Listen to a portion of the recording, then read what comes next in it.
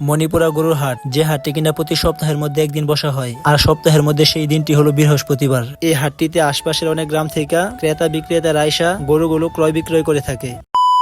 আসসালামু আলাইকুম ইব্রিয়ান, কি অবস্থা সবার, কেমন আছেন? তো আশা করি আপনারা ভালো আছেন। আমিও আল্লাহ তাআলার রহমতে আর আপনাদের দোয়ায় যথেষ্ট পরিমাণে ভালো আছি। তো বর্তমানে আমি যে হাটটিতে অবস্থান করতেছি, এই হাটটি হলো আমাদের নরসিংদী জেলার রায়পুর উপজেলার মণিপুরা বাজার নামে পরিচিত। আর এই গরুর হাটটি কিন্তু সপ্তাহের মধ্যে একদিন জমে, সেই দিনটাই হলো বৃহস্পতিবার। আমাদের এই মণিপুরা বাজারটি কিন্তু অনেক পুরানো একটি ঐতিহ্যবাহী বাজার নামে পরিচিত। এই বাজারটিতে কিন্তু প্রতি সপ্তাহে দুদিন হাট বসে, প্রতি সোমবার আর হলো বৃহস্পতিবার। এই মণিপুরা বাজারটিতে কিন্তু সোমবার হলে তরকারি থেকে শুরু করে নিত্য প্রয়োজনীয় সব ধরনের জিনিসই পাওয়া যায়। আর বৃহস্পতিবার গরু ছাগলের এক বিশাল হাট বসে। এই বাজারটিতে কিন্তু অনেক দূর দূরান্ত থেকে ক্রেতা বিক্রেতারা আসে, আর আইসা কিন্তু গরুগুলোকে ক্রয় বিক্রয় করে থাকে। আমার দেখা মতে আশপাশে কিন্তু অনেকগুলো হাট রয়েছে, তার মধ্যে আমাদের মণিপুরা গরুর হাট আর হলো পুটিয়া গরুর হাটটি অনেক অন্যতম। এই দুইটা হাটের মধ্যে কিন্তু অনেক দূর দূরান্ত থেকে ক্রেতা বিক্রেতারা আইসা থাকে, আর আইসা কিন্তু তাদের গরুগুলোকে ক্রয় বিক্রয় করে থাকে।